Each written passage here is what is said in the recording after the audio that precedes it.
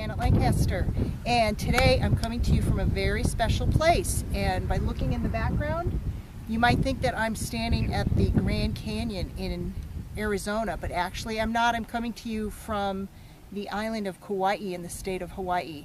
And I'm here today and I wanted to talk to you a little bit about volcanic ash and how volcanic ash creates clay, and that all volcanoes are not the same. So as you probably know, the Hawaiian Islands were all formed through volcanic action, and the big island of Hawaii in fact still has a very active volcano on it.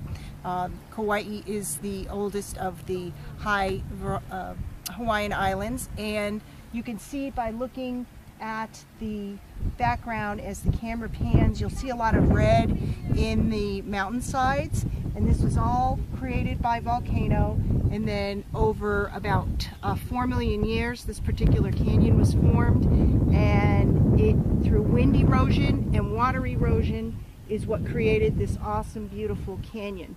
So clearly a big part of what makes the geology of this volcanic island is iron oxide. That's what makes the clay, the dirt, red, is iron oxide. Our clay, Earth's living clay, comes from volcanic activity in the Mojave Desert out near Death Valley. It's a green desert clay, and that is much older than this island.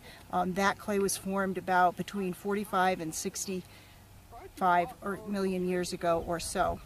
And so our clay certainly has some iron in it, but nothing like what you would find the dirt here. I've never actually found a clay from Hawaii, but if you have, let me know. Thanks for watching, and check back for more videos.